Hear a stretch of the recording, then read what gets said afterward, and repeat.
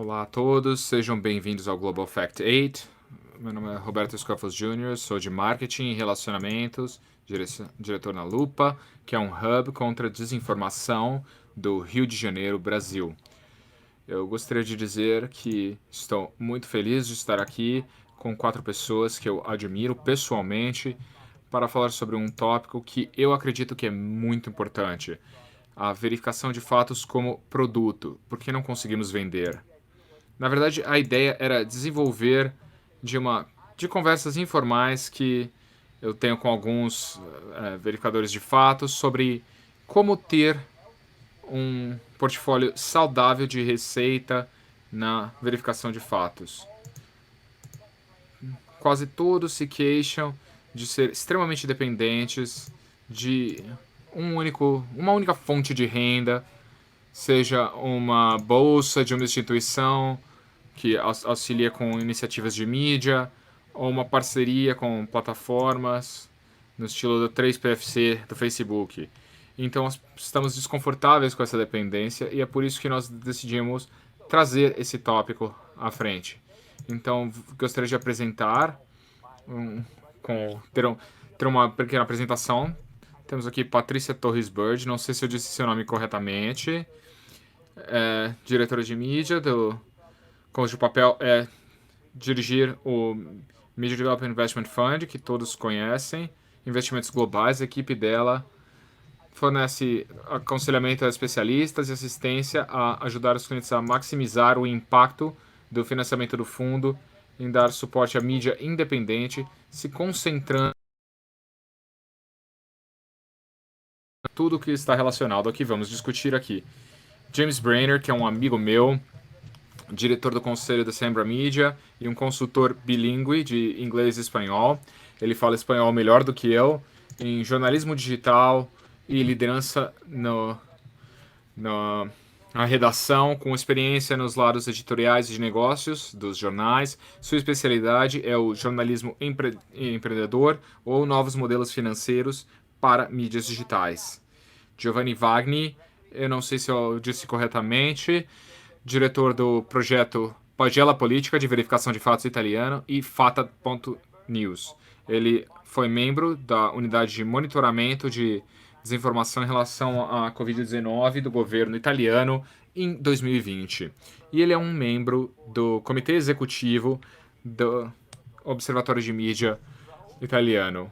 Raul Namburi, que é cofundador e diretor editorial do Fact Crescendo, ou Crescendo. É uma plataforma de notícias independente que tem uma equipe separada, dedicada, trabalhando exclusivamente na verificação de notícias. Eles trabalham em 13 idiomas e dialetos. Esse é o desafio que eles enfrentam. Eu quero começar dizendo que a Lupa em si evoluiu de uma agência de notícias que vendia contextos de conteúdo já verificado quando nós surgimos em 2015 e nós tornamos um hub contra a desinformação, ainda vendendo conteúdo com verificação de fatos, mas também trabalhando em parceria com plataformas de mídias sociais e gerenciando projetos de letramento em mídia.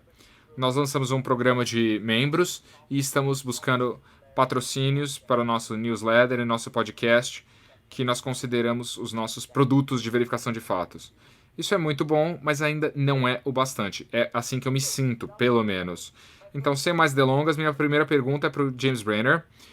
James, você tem um site sobre jornalismo empreendedor, o que eu acho que é o novo normal, como nós estamos vendo. Cada vez menos redações tradicionais e mais iniciativas pessoais ou coletivas no jornalismo. Então, quais são as recomendações em relação a fontes de receita e modelos de negócios que você pode nos dar com relação à sustentabilidade na verificação de fatos? Muito obrigado, Gilberto. Antes de mais nada, eu acho que para tentar responder a sua pergunta, eu tenho algumas perguntas que eu preciso fazer para os membros do painel, mas para todos que estiverem nos assistindo também e que tiverem interesse em verificação de fatos. Eu gostaria que vocês pensem nesse mundo de mídia digital em que vocês estão trabalhando como um mercado. É um mercado de informações que está sujeito às normas de oferta e demanda. E eu sei que vocês não gostam muito dessa palavra mercado, vocês pensam no que vocês estão fazendo como um serviço público e não um negócio, mas vocês são um negócio. E nesse mercado de informação, vocês têm um produto e vocês estão competindo por duas coisas, pela atenção das pessoas e vocês também estão competindo pelo suporte de diversas pessoas com dinheiro. E o título desse painel é Por que não podemos vender? E vocês têm que responder algumas perguntas básicas. E todos estão relacionados, são essas 3 perguntas. Então, quem são os clientes? Não há só um tipo de cliente. O Gilberto sugeriu que há diversas fontes que eles estão usando na agência Lupa. Então, há diferentes grupos que podem ser consumidores das informações. A segunda pergunta é: realmente há uma demanda pelo produto que vocês estão produzindo? Vocês acham que existe. Nós somos jornalistas, nós achamos que há essa demanda pelo que fazemos. Mas, na verdade, há essa demanda em relação ao que vocês estão produzindo? Vocês sabem quem são seus possíveis clientes e o que eles querem? E, em terceiro lugar, como vocês podem criar produtos que as pessoas realmente valorizem e que realmente queiram pagar por eles? Então, o que nós queremos dizer com quem são seus clientes? Bom, vocês podem pensar que o mercado-alvo de vocês são todos na sociedade, porque todos podem se beneficiar de informações de confiança. Mas, na verdade, há muitos segmentos diferentes em relação ao seu conteúdo, com base na população, diversos segmentos, níveis de receita, geografia, raças, etnias, idiomas e assim por diante. E isso é do lado do consumidor, do lado da demanda. Há outro grupo possível de consumidores, de clientes, que seriam doadores, as ONGs, as organizações sem fins lucrativos, fundações, e há 2 grupos desses. Aqueles que estão no seu país e aqueles que se encontram fora do seu país. Certo? Então a segunda pergunta é: o que nós queremos dizer com o que os consumidores querem, o que os clientes precisam, o que eles valorizam? Vocês sabem qual é de fato a demanda? Então, o processo de descobrir o que eles estão pensando, com que eles estão preocupados, o que eles se importam, é necessário perguntar a eles. Você precisa entrevistá-los. Você precisa fazer no mercado. Quando você sabe que as pessoas sabem, você precisa perguntar. A pesquisa é fundamental. Pesquisa é fundamental, sem dúvida. Outra forma de pensar nessa pergunta que eu ouvi outro dia é: pergunte às pessoas qual é a paixão delas. A frase: pergunte às pessoas pelo que você carregaria uma placa em público, pelo que você protestaria. Se tudo que você fizer for fazer a verificação da classe política, a verificação de fatos, você está deixando o barco passar, porque a classe política, eles falam entre si, eles se insultam, eles fazem suas próprias declarações. E se você não estiver indo além do que a classe política estiver dizendo, você está fazendo um erro. Você está perdendo boa parte do seu mercado potencial. E por fim, a última coisa é: como você pode criar produtos que seus clientes vão valorizar? Bem, como o Gilberto disse, é um processo de pesquisa. E eu sei que vocês estão familiarizados eu tenho familiaridade com toda a experimentação que a agência fez. Vocês criam algo, constroem algo, desenvolvem algo, você disponibiliza, você testa, você modifica e aí você tenta de novo. Então é um processo. Você não chega a algo, como a agência Lupa sabe muito bem, o seu produto pode ter que evoluir com base nas mudanças de demanda no mercado. Então, para resumir, se você quiser que as pessoas paguem pelo seu produto, antes de mais nada você tem que identificar quem são os clientes em potencial. E eles podem ser diferentes de quem você acha que eles são agora. E você tem que descobrir o que eles realmente querem, o que precisam. Esse é o marketing básico. Eu não quero insultar nenhum especialista de marketing, mas isso é marketing básico. E vocês precisam criar produtos que vocês acreditem que essas pessoas precisam e experimentar. É um processo de tentativa e de erro. E esse é um serviço público importante, há uma imensa demanda. Uma das coisas que está do seu lado é que há uma imensa demanda no mercado por informações confiáveis.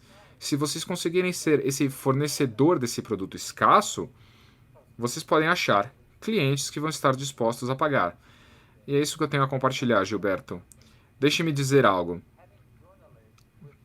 Ter os jornalistas com um produto, com uma mente orientada ao produto, é muito difícil de achar. Porque, como você sabe, você precisa de mudar uma chavinha no cérebro para conseguir pensar sobre o que você está fazendo, não tanto como jornalismo com interesse público, mas também como um produto. Então, é isso que eu tento fazer com a lupa. É bastante difícil. Vamos continuar com o Giovanni, com uma pesquisa conduzida por organizações do Instituto Pointer em 2015. Uma das conclusões é que a maioria dos fundos, a maior parte dos faziam financiamento através de bolsas, de organizações e, mais recentemente, de fundações e instituições e, mais recentemente, alguns deles contam totalmente com os programas de 3PFC, 3PFC. Eu não sei se mudou muito desde 2015 até agora. E o que eu gostaria de saber de vocês essa é uma preocupação para vocês? Como vocês acham que isso poderia mudar? E eu estou perguntando porque vocês me disseram que isso é algo que vocês têm em mente há algum tempo já. Então, qual é a impressão de vocês? Sim, muito obrigado, Gilberto. É uma preocupação significativa, é algo que nós já estamos pensando muito no passado, nos últimos anos, mas eu gostaria de começar olhando para o lado positivo de ainda ter esse problema. Eu acho que compara com a mídia tradicional, o que distingue a verificação de fatos é que hoje é feito principalmente, estou falando aqui principalmente da minha perspectiva, mas eu acho que é bastante comum. Nós estamos falando principalmente sobre jovens, sobre pequenas redações, alguns que estão na fase de crescimento ainda. Por outro lado, nós estamos no centro de um dos tópicos mais polêmicos na pauta de todos, que essas informações e, e tudo que vem na esteira disso. Eu acho que nós, e eu falo da minha perspectiva, que é uma perspectiva de jornalista, eu acho que nós estamos, em algum sentido, pessoas de sorte entre aqueles que não, com falta de sorte hoje. E aqueles que não têm sorte hoje são aqueles que geralmente trabalham na mídia, no jornalismo, porque o setor da mídia, como todos sabem, está no meio de um grande transtorno de seus velhos modelos de negócios, sua velha forma de fazer negócios. Então, o que eu venho pensando é que nos é concedido uma espécie de período de concessão bastante longo em que nós temos tempo de desenvolver o que acontecerá quando as nossas principais linhas de vida serão cortadas. E isso é algo de muita sorte que nem todos no setor de mídia vão ter, sem a menor dúvida. Então, a minha ideia, e mais uma vez, eu venho pensando nisso já há bastante tempo, em um certo sentido, está muito conectada com o que o James estava dizendo. Antes, nós temos que identificar quais são os pontos fortes do que nós temos a oferecer, da nossa oferta. E uma das coisas mais fortes, na minha opinião, é que a verificação de fatos tem uma missão muito forte. É, é muito claro o que se quer fazer. E também fica muito claro quem poderia ter interesse nisso. Por exemplo, se falarmos sobre verificação de fatos políticos, você está falando com pessoas que geralmente têm interesse em política, que são apaixonadas por política. E você tem a oportunidade de oferecer a essas pessoas, de apresentar a essas pessoas, durante esses momentos pelos quais estamos passando, um produto muito bem feito. E a minha ideia é que, para verificadores de fatos, uma das coisas mais fáceis e mais normais que eles poderiam fazer é criar uma comunidade forte com relação ao seu produto. E algo que não é fácil, nem um pouco. E algo que eu falei da minha experiência, é extremamente difícil, em algum sentido, se abrir ao público. E de trabalhar em relação ao que eles querem, o que precisam, o feedback. E é claro, consome tempo, precisa se lidar com muito ruído. Mas se no final do dia você conseguir criar uma subcomunidade, que é algo que, por exemplo, nós fazemos muito e ainda temos muito trabalho a fazer na Pagela para conseguir isso, podemos, em certo sentido, aproveitar o fato de termos criado uma comunidade muito boa. E esse é o ponto final da minha linha de pensamento dos últimos anos. Por exemplo, ter um programa de membros, mas não algo que seja só um projeto extra ou lateral, algo que está de canto e que é interessante de ter e seria legal ter algumas centenas ou milhares de pessoas que estão muito engajadas. Mas de uma perspectiva de negócios, usar isso como uma forma de diversificar o seu negócio. De ter, por exemplo, algo que eu estou tentando desenvolver nos próximos meses, junto com essa questão de ter bolsas e essa parceria com mídias sociais. Então, é necessário ter esses pilares diferentes e um deles, e um dos mais fortes no longo prazo, na minha opinião, é a questão da lista de membros. A questão interessante é que, ao fazer isso, eu não sou particularmente original, porque esse movimento em direção a ter membros é algo que todo o setor da mídia vem fazendo com uma força particular no passado, nos últimos 2, 3 anos. Diferentes experiências em diferentes momentos, mas, por exemplo, na Itália, isso foi mais forte nos últimos anos. Outra das coisas que temos que ter em mente é que a tecnologia e os mercados estão evoluindo, então provavelmente em 3 a 4 anos alguma outra coisa terá surgido para monetizar as notícias. E nós teremos que, de alguma forma, nos adaptar e acrescentar um outro pilar. Então, para concluir, como o James estava falando sobre a questão de marketing e os básicos, os fundamentos do marketing, eu diria que uma das coisas fundamentais que temos que fazer é diversificar em termos de finanças. Então, uma das coisas básicas que dizem para você fazer quando você vai ao banco é você não coloca todos os seus ovos em um cesto, não coloca todos os investimentos em Bitcoin. É a opção mais louca, mas para aproveitar o melhor do mercado, você tem que realmente investir em diferentes coisas. E agora, o grande pilar que eu estou tentando investir nos próximos meses seria na questão de membros. Você está falando sobre o privilégio de trabalhar com desinformação nessa nova era da desinformação que estamos vivendo agora em todos os lugares. É um fenômeno a nível mundial, mas eu também gostaria de dizer que isso é o céu e o inferno para os verificadores de fatos, porque isso depende de quando você vai trabalhar com a verificação de fatos, dependendo do governo que está tentando tornar você relevante.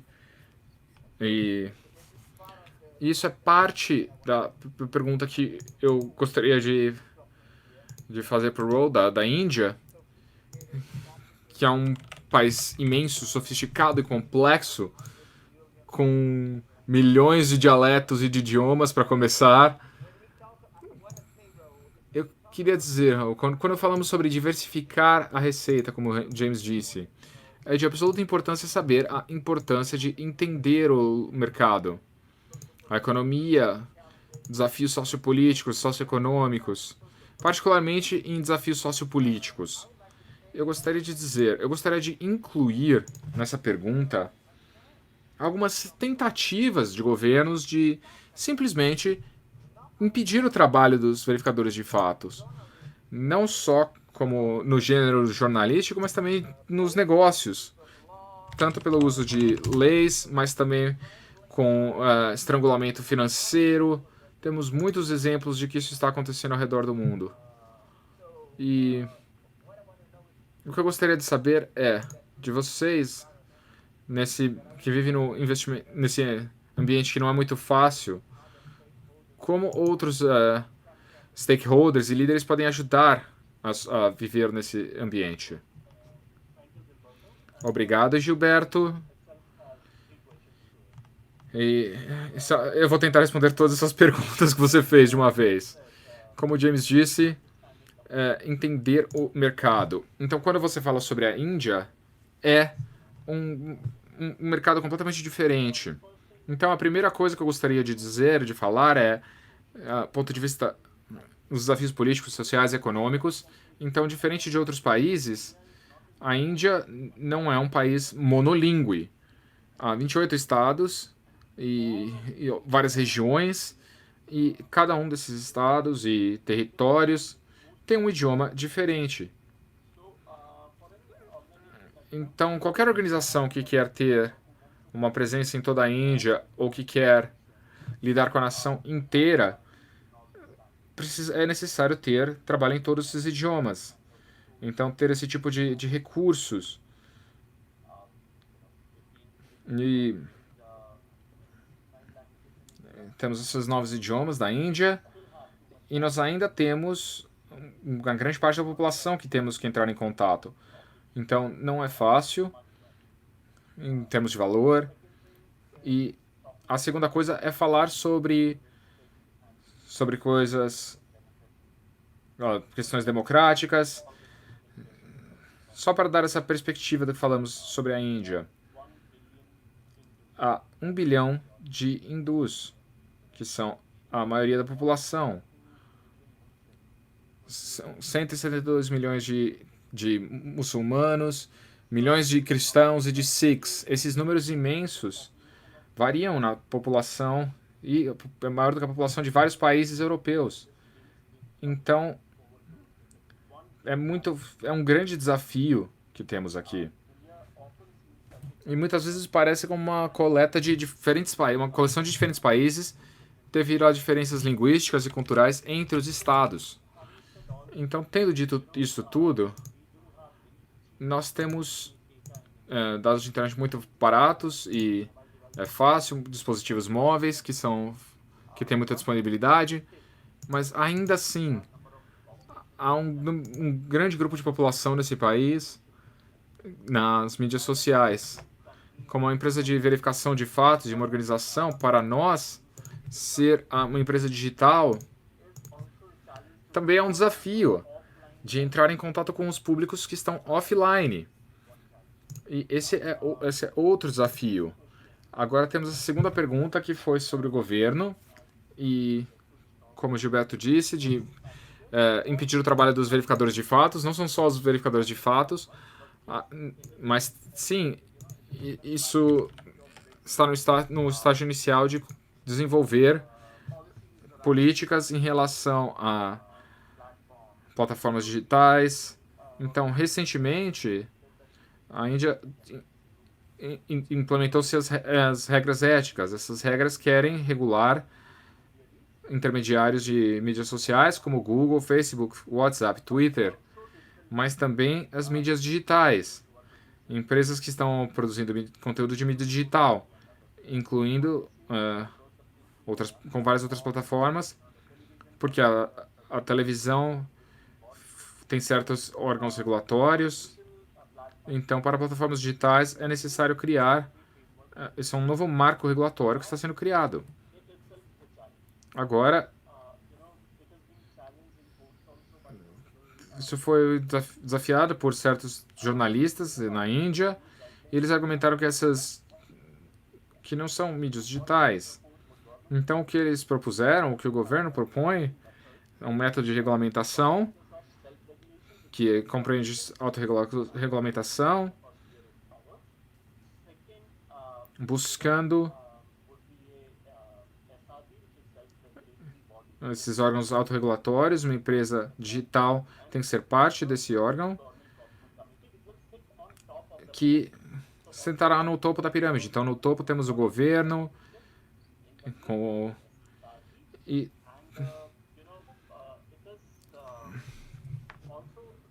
e além disso, os publicadores, os editores terão que ter um oficial para fazer isso.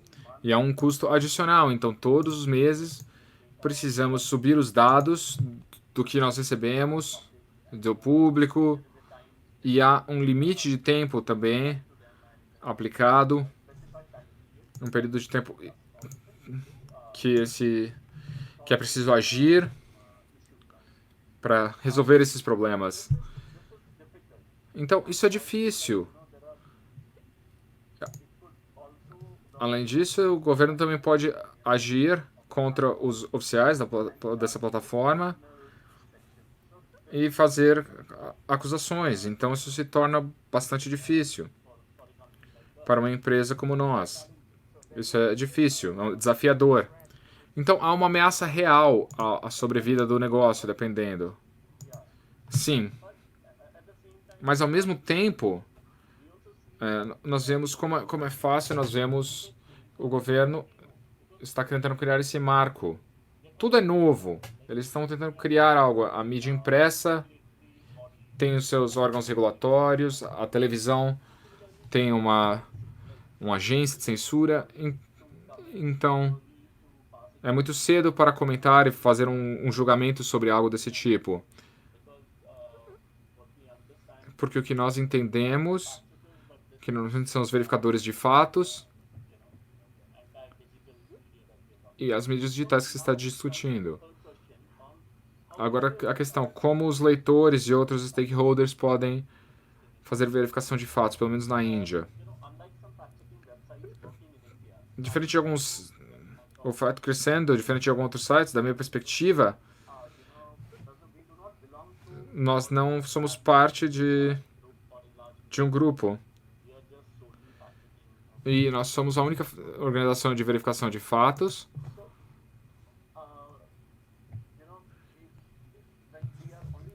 Nós, quando só trabalhamos com verificação de fatos, há muito que precisa ser feito em termos de receita. E há um ambiente que está mudando rapidamente, as informações estão... Porque há muitas ferramentas que precisam ser compradas e usadas aqui. Então, mais uma vez, isso é um gasto. Então, verificadores independentes, como nós, dependem de alguns programas. Nós não podemos depender somente desses tipos de programas.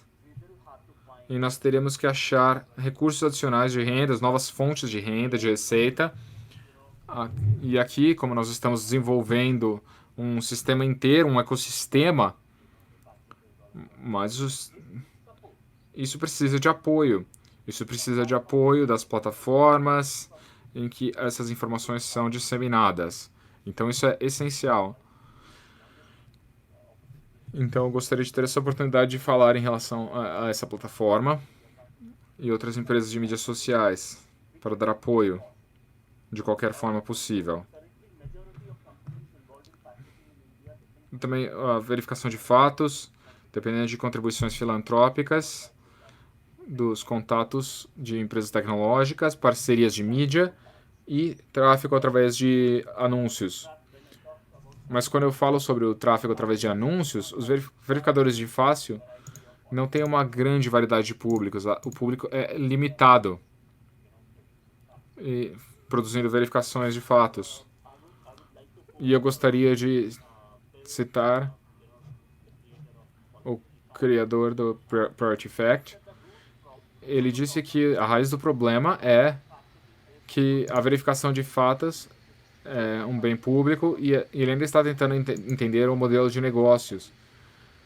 Todos nós estamos tentando aqui entender o modelo de negócios porque esse modelo por base de assinatura não funciona na Índia. Não é um bom modelo para a Índia. Tudo que eu poderia dizer é que, objetivamente, os objetivos para nós é que fortalecer o nosso modelo de negócios, nos tornar menos dependentes em algumas verificações e do público já foi dito nesse painel e a verificação está sendo usada no fim porque nós temos que avançar para isso e é uma meta de longo prazo. E esse modelo de subscrição e letramento de mídia podem ser desenvolvidos como modelos de negócios.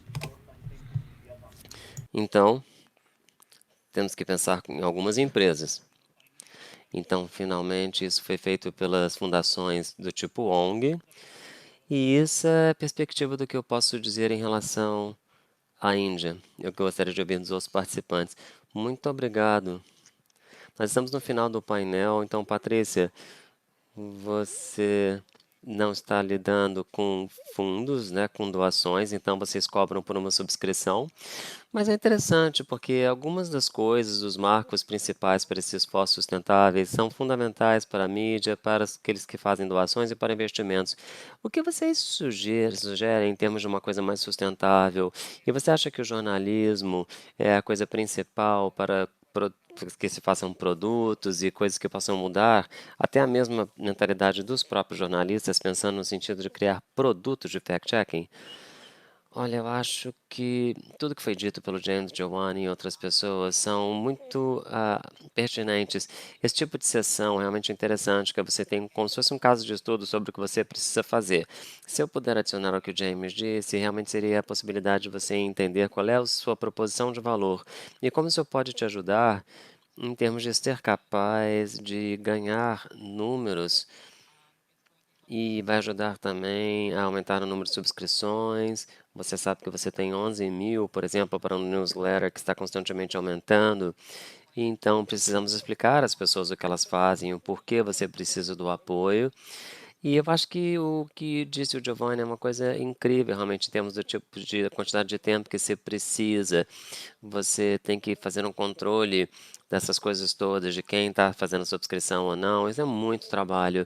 Mas nós não temos especificamente uma organização que faça apenas o fact-checking neste momento. Mas esse processo de fact-checking faz parte de muitas organizações com as quais trabalhamos e com as quais criamos financiamento, oferecemos financiamento. Eu acho que o James disse uma coisa que é interessante: você tem que ter diferentes verticais, você tem que ter outras coisas que possam pagar pela sua missão, de maneira que vocês possam ser sustentáveis. E isso não é aplicável para toda a mídia ou para todos os países. Eu acho que eu estou fazendo um comentário bastante genérico, na realidade, eu sei. Mas quando a gente pensa que o consumidor está lá para consumir o seu produto, e explicar o motivo disso é vital, porque nós podemos então identificar que tipo de fact-checking que as pessoas estão procurando. Você pode ter a possibilidade de adicionar um diferente produto, uma oferta em relação ao que está sendo feito. Talvez você descubra que você pode, por exemplo, ter subscrições de corporações, apoio de corporações, porque você está procurando especificamente um específico caso de fact-checking.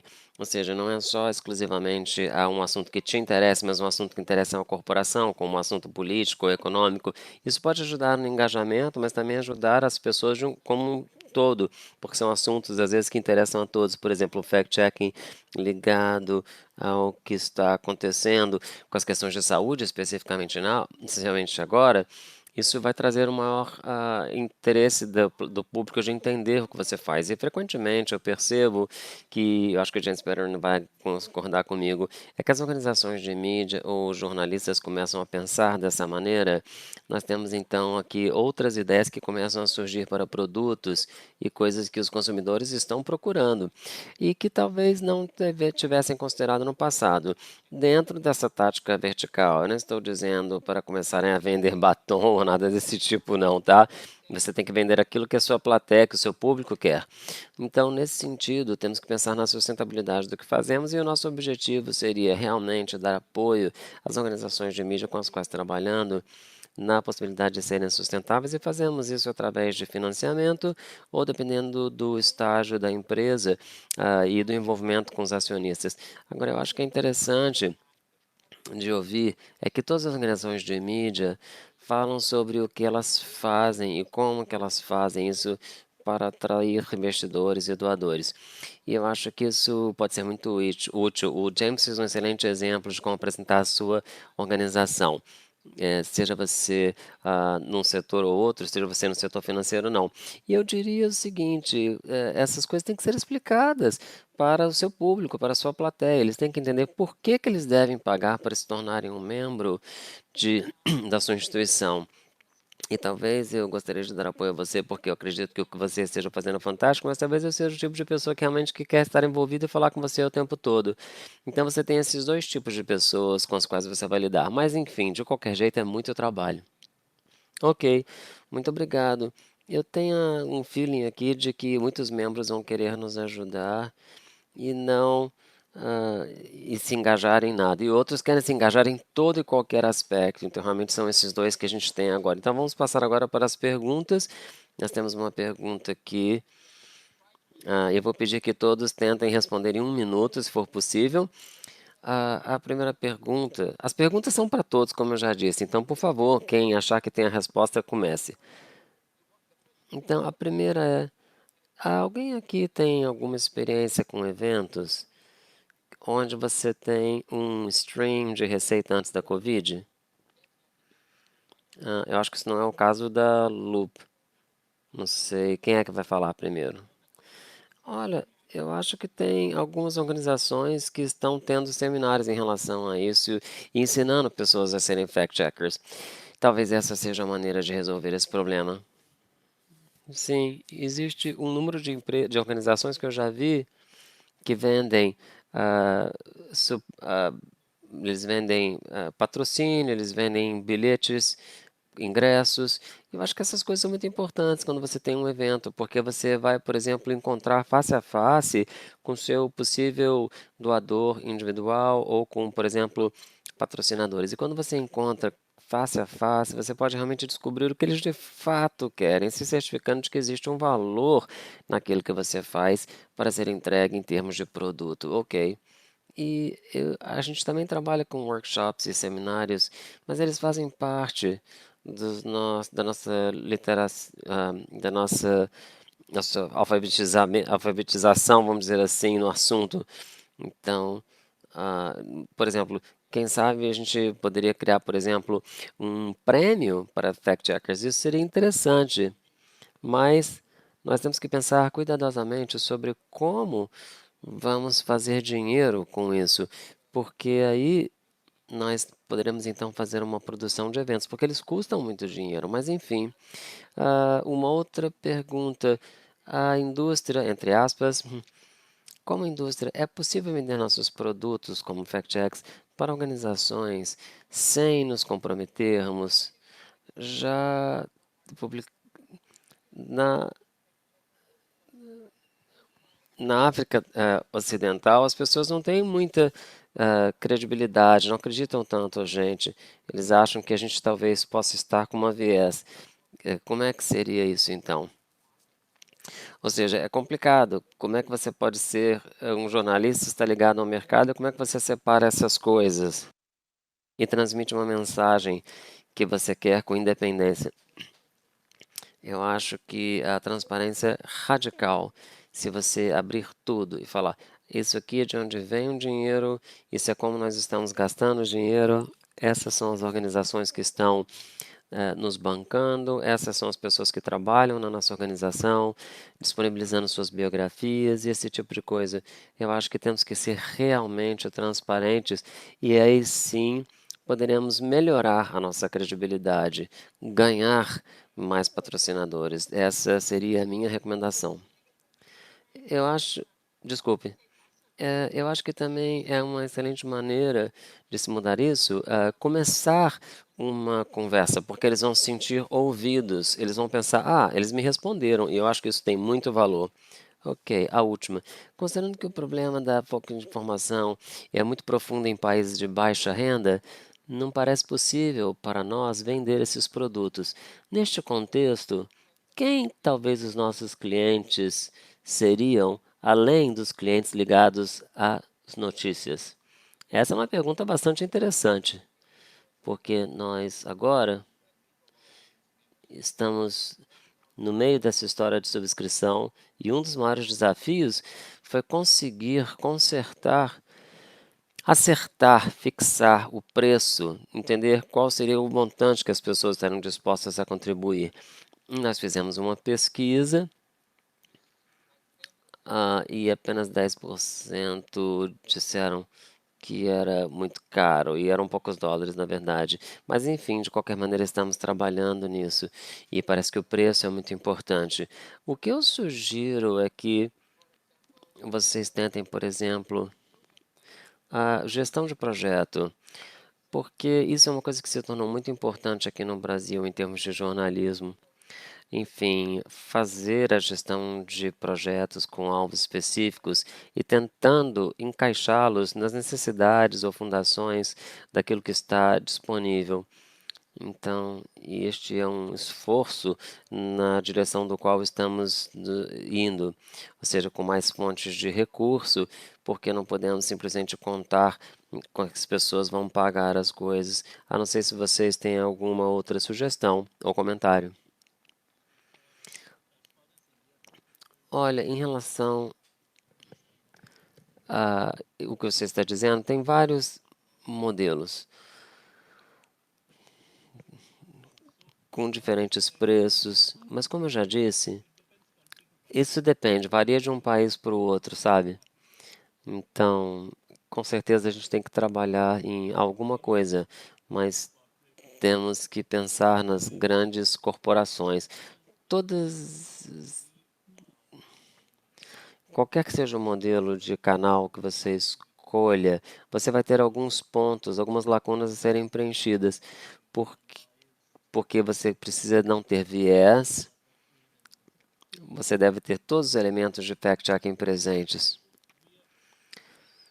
Então, estamos trabalhando nisso e assim que tenhamos alguma coisa exitosa, terei prazer em compartilhar. Se alguém tiver um modelo exitoso também, quiser compartilhar, eu adoraria. Qualquer um de nós estaremos felizes em lidar com isso. Um deles seria o El Diário Português na Espanha, onde eles têm um programa que você pode pagar o que você quiser.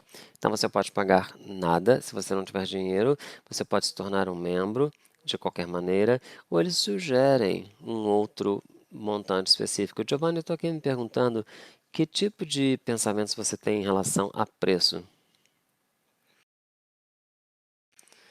Olha, essa é uma pergunta muito boa, porque você tem que ter um preço que não seja tão alto, mas ao mesmo tempo uma coisa que faça as coisas funcionarem, que sejam suficientes. Então nós temos algumas ideias.